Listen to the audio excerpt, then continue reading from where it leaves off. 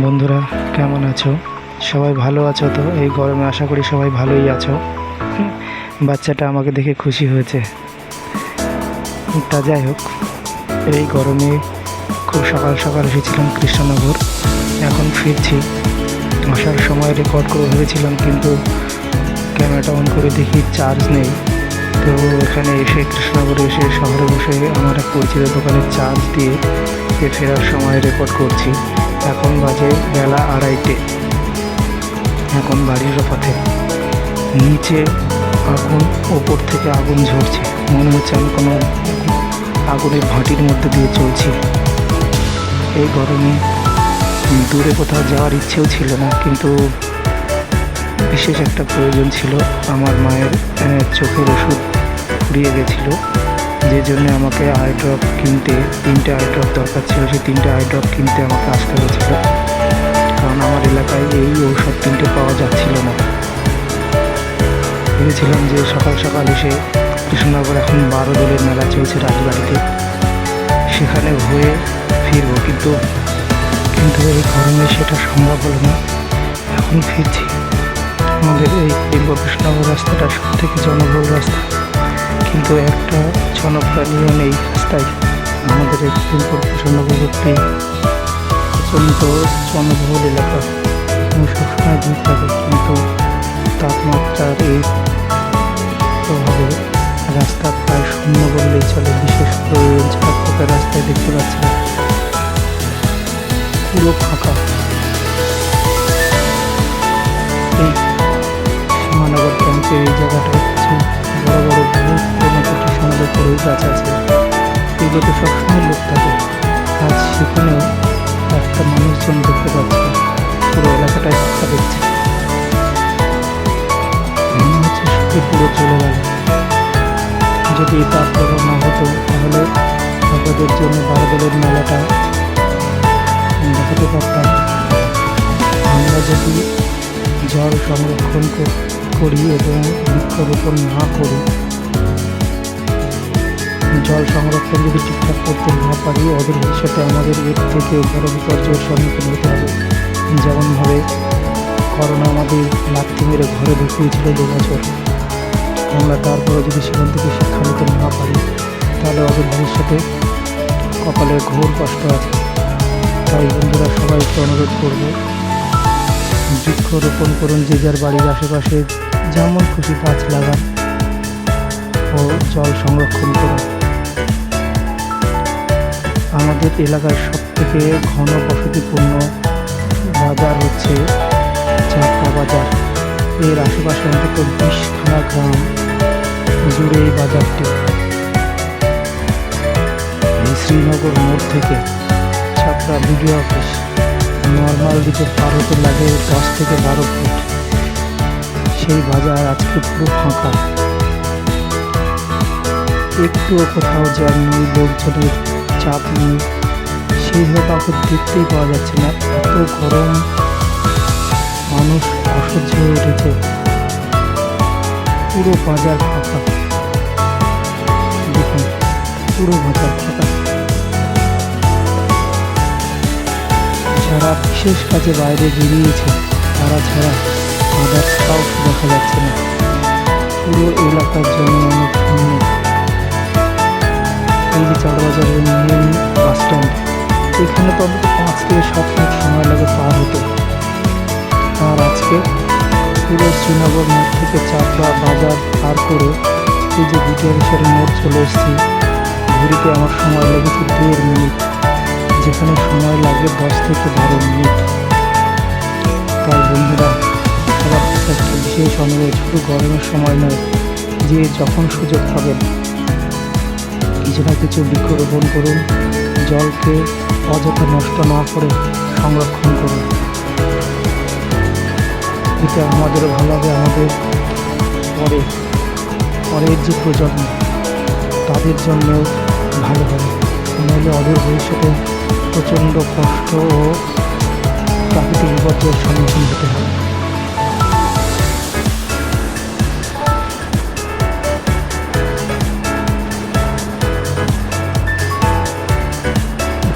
কি অসহ্য কষ্ট। জামা কাপড় পুরো গরম হয়ে গেছে, মাটির থেকে মনে হচ্ছে আগুন উঠে আসছে। গায়ে জামা কাপড় রাখা যাচ্ছে না, বাতাসটাও মনে হচ্ছে ঝলসে দেবে শরীরটাকে। এতটাই অসহ্য গরম, আজকে 44 ডিগ্রি টেম্পারেচার। আমি কখনোই ভাবিনি যে এই গরমের মধ্যে আমাকে বাইরে বেরোতে হবে, বাইরে আমি যাবো। কিছু করার নেই, প্রয়োজন হলে মানুষকে যেতেই হবে। অনেকেই আছেন যারা ডেইলি নিজের পেটের দায়ে দূর দূরান্ত যাতায়াত করেন, তাদের ভাবেন তো যে কী ধরনের কষ্ট সহ্য করে বাড়ির বাইরে বেরোতে হচ্ছে। তাই সবার কাছে একটা অনুরোধ, সময় এখনও আছে বন্ধুরা, সময় থাকতে বৃক্ষরোপণ করুন এবং জল সংরক্ষণ করুন। আর যারা ঘুরতে পছন্দ করেন তারা যে কোনো বীজ ভাণ্ডার থেকে গাছের বীজ সংগ্রহ করুন এবং ঘুরতে গেলে সেখানে গাছ হতে পারে এমন উপযুক্ত পরিবেশে গাছের বিছন ছড়িয়ে দিয়ে আসুন। 5,000-এ যদি 5টাও হয় সেটাও অনেক। সবাই চেষ্টা করলে একদিন আবার এই পৃথিবীটা সবুজ হয়ে উঠবে। মনে হচ্ছে কত তাড়াতাড়ি বাড়ি পৌঁছাবো এবং স্নান করবো। প্রচণ্ড কষ্ট হচ্ছে, প্রচণ্ড। ধারণা করতে পারবেন না কতটা কষ্ট হচ্ছে।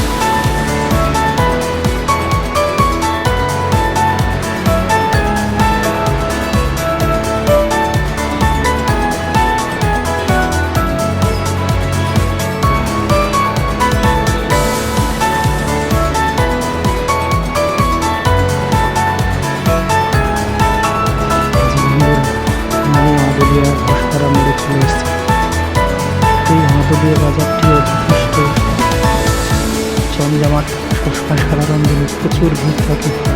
বাজারটি ছোট, কিন্তু বাস স্ট্যান্ড যেটা মাদুলিয়া, সেখানে প্রচণ্ড ভিড় থাকে। মানে চৌরাস্তার মোড়, এটা দুটি রাস্তা ক্রস করেছে মেন রোডকে। এই যে বন্ধুরা, এই জায়গাটি সবসময় জ্যাম, আজ পুরো শূন্য, কোনো জ্যাম নেই, কোনো ট্রাফিক নেই, কোনো মানুষজন নেই, কোনো ভিড়ভাট্টা নেই, খুব শুনশান ফাঁকা। বুঝতে পারছেন গরমের প্রভাবটা কতটা পড়েছে।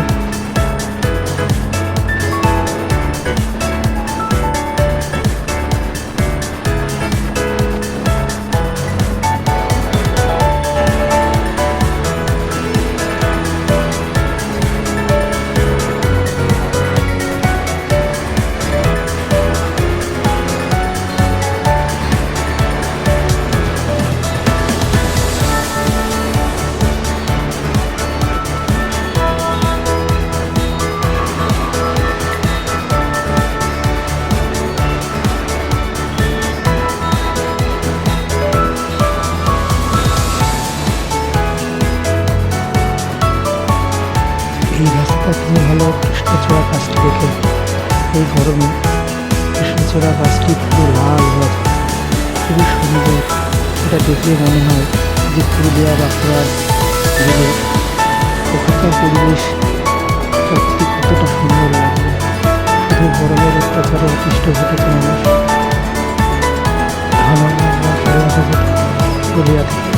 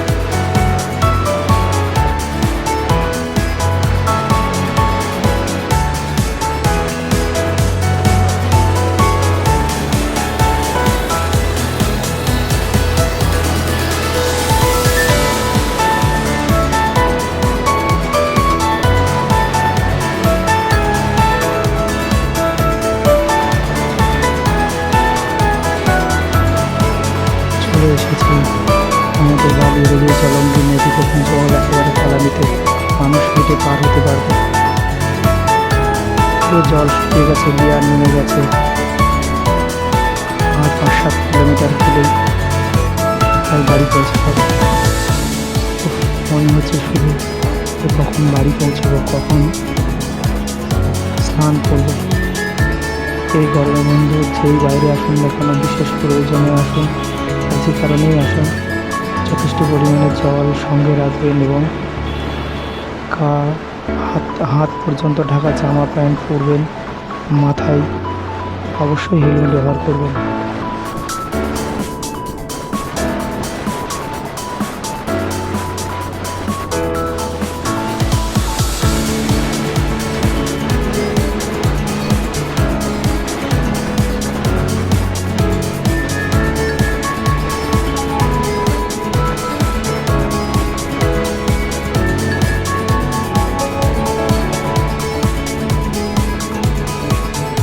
দেখুন বন্ধুরা, কি সুন্দর একটি কৃষ্ণচূড়া গাছ।